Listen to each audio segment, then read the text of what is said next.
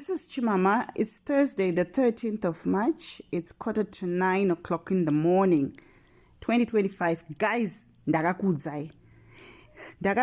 Takaita a lot of work. Tikaprinta flyers. Tikauya kuZimbabwe, tikama-distributor. Tichifamba netsoka tichidrive pakati peusiku tichipa flyers. I came by road.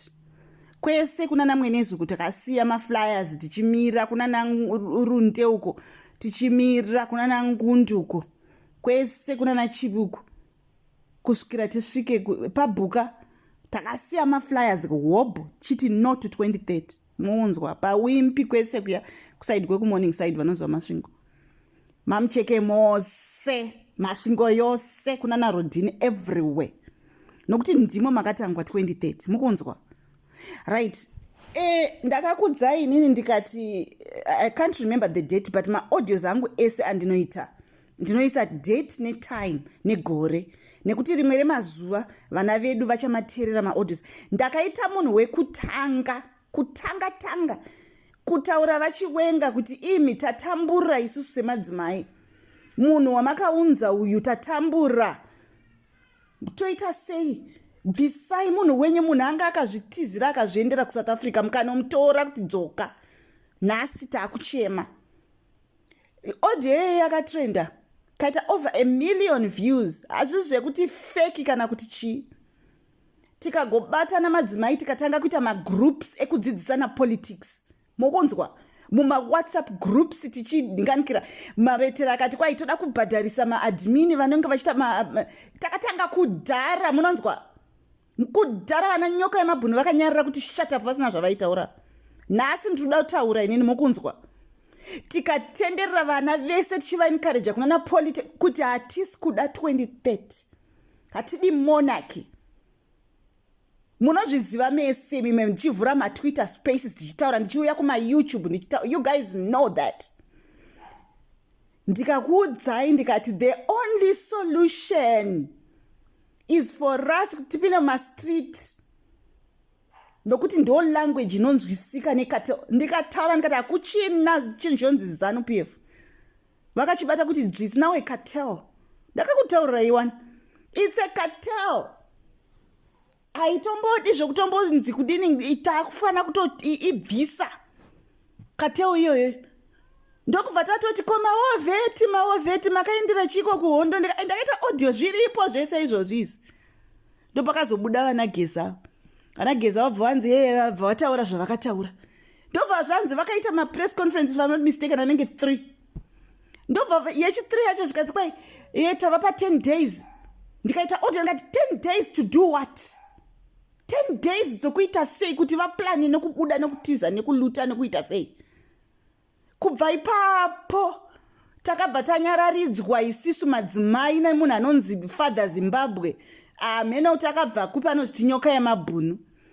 I only agreed with him because we agreed in one thing yekuti toda kubvisa Idi Mnangagwa. Ndikamutora tikaita press conference tichitowirirana. The next day zvikanzi Chimhamha vasapotera anonzani Majairos. Vana Chimhamha maCIO, vana Chimhamha vakazodai, vana Chimhamha. Nekwese kwatakabva kuya vana rumbi kutovhura maYouTube channel. Chimhamha is CIO, Chimhamha is CIO, Chimhamha. Unozvinzwa kupi? Wakazvinzwa pacha, wazvidiscover sei, waziva sei? Where do you get the evidence from? Kungomuka uchingotaura just because you want my views. Tozonzwa Chamisa ari kuda kuraiwa, Chamisa ari kuda kurai, Chamisa. Pazvinenge zvichirongwa iwe unenge uri pai? Unenge uchizvinzwa sei? Unoudzwa nani? Vari kuronga kuti vada kuraya Chamisa. President vedu atigona iwe papese pari kutaura zvoti vada kuraya unenge uchizvinzwa. Zvese zvokunzi vana Chimhamha masiya iwe unenge uchizvinzwa uchitoziva uri anyway, back to nyaya. Taida kupinda mumastreet tikarambidzwa isu nemabhuli zvikanzi hakuna vakadzi vanoti vanoita politics dzekuita sei dzenhema. Pakataurwa zvinhu zvekunyepa pasocial media. Tikapeta miswe yedu tikati tiri vanhukadzi tikanyarara kuti tikati chiitai. Asi chatava kuziva ndechekuti you are not sincere.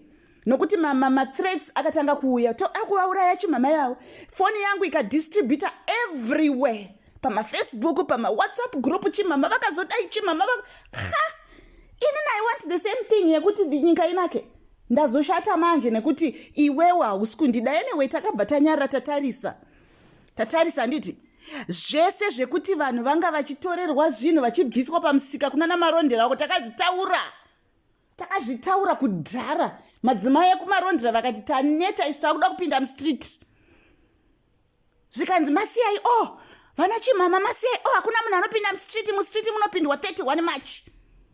Hakuna munhu anoita izvozvo. 31 March ndo panopinda munhu wese. Kuma YouTube channel vakati Geza Revolution takamirira signal 31 March. Ona iye zvino vanhu vakubuditswa mastreet. Mavapa time to plan. There is no protest ichabudirira nokuti mapamuvengi time yokuplana. Ndiri kukuudzai hakuna zvamunoita, hakuna munhu anopinda mastreet. Muchazviona zvenyu. Ndakangomirira chete musi wa 31 iyoyo. Hakuna, you're just barking and making noise from South Africa. Musiri muZimbabwe. We want Zimbabwe iri free money isu. Zvenyu zvekuswera muchiti munoda vanhu vanokuteerai kuma YouTube channel nokuti mune mataura zita raChimhamha moti musiyai muzodi azvitipe change in our country. Chimhamha hasiye munhu ari kuluta kani nai mimi vanhu imimi mabenzi imimi. I'm not the person who is looting. I'm not corrupt. I'm not the person who is nepotism uri kuemploya hama dzake. I'm not the person who is oppressing the people. I am not the problem. You know who the problem is, right? Saka, why don't you focus on what the problem is? Kana makundikana tiudzei kuti takundikana because madzimai anga ari ready kubva kudhara. Muri kutiudzai zvino nhasi ndi 13 March kuti mirai mamwe mazuva 18 more days. Iwe vachiplana zvino munhu wese hakuna uchabvunzwa kutengesa usiku, hakuna munhu achabvumidzwa mumatown. Protest yacho ichaita se chuti dzoga. Vanhu vachidirwa matear gas nemvura dzinovava dziya. That's the only thing that you are only asking people to do. After all, makambozviona kupi kuti ZANU-PF inokuti ZANU-PF uyai kuno, ma-opposition chiuyai kuno uyai tibvise Mnangagwa, ma-opposition uyai kuno tiise uyu. Imimi ma-opposition kana musipo hatina zvatinokwanisa kuita. Izvi ndezvenyizvi. Dashuranai. Pedzeranai, self-distract, see if we care. Guys, audio inofana kufambirana neaudio yekutanga idzofana kufamba dziri 2. Tenderedzai muise kwese kumaruva muri kunzwa. Today is the 13th of March, it's Thursday. It's 2 minutes to 9. 2025. Ndoda kuti muteerere imimi varume. Politics dzamunoita dzinotirwadza isusu vanhukadzi. Dzinotirwadza because you think you've got it all figured out. Hamuzive kuti vakadzi ndo vakatopenga manje. Vakadzi vanokurongerai zvimwe zvinhu zvekuti munotadza kunzwisisa imi. Makambona kupi muchiita politics dzokutaurisa everyday mune muchipreacha muchitaurisa kwamugoni kunyarara here. Kunyarara kudai muchironga zvinhu zvenyu quietly.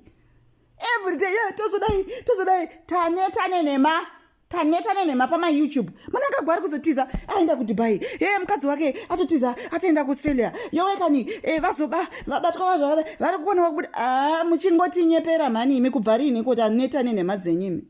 Muchizvita vanhu vakapenga stereki. Munonyepereiko imimi? Toda zvinhu zvinoita kuti vanhu vabve ava mani matsotsa aya. Rongai makanyarara zvamunoronga.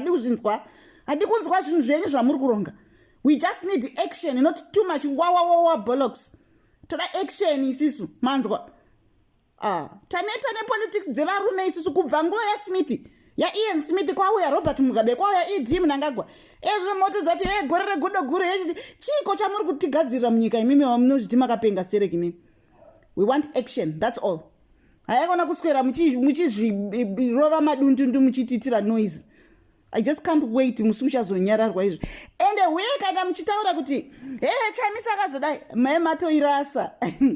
mematoirasa because chaunga chose chiye chinoda chamisa chiya hachizoteereri zvamunenge muchitaura.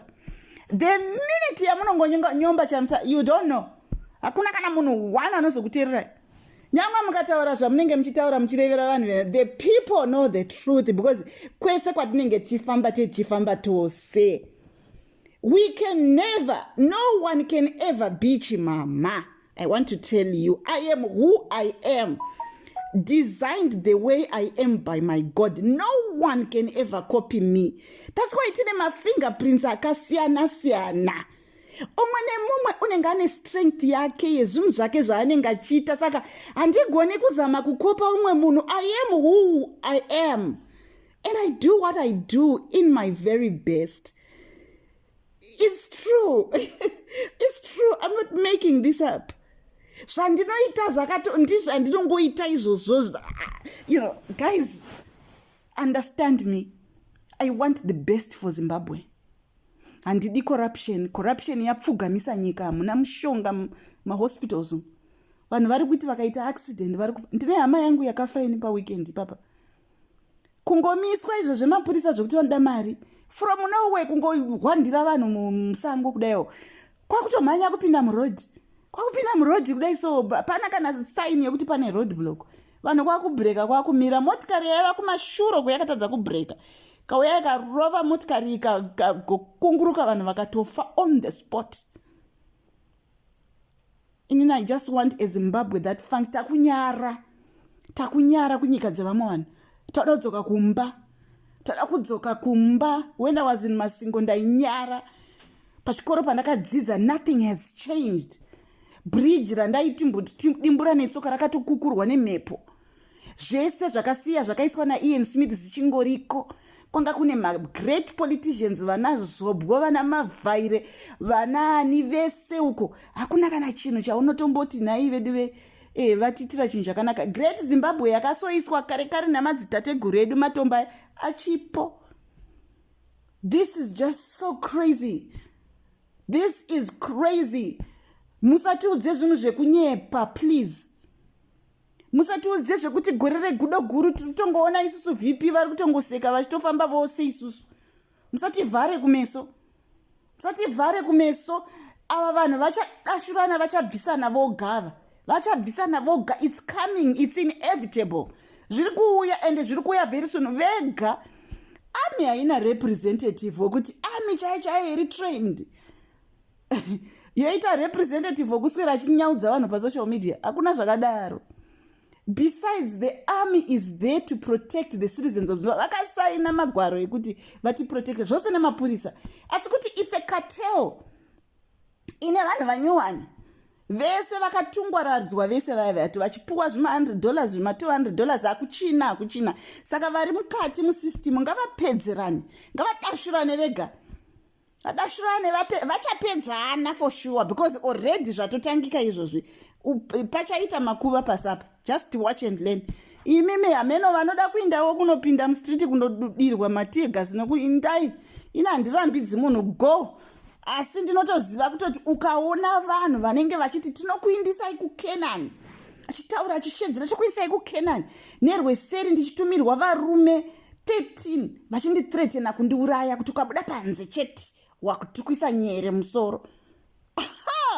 Then vanhu ivavo vokudzai kuti hanzi izvoni, uyai nesu, uyai mumache nesu, isusu tinotokudai munhu wese, chino.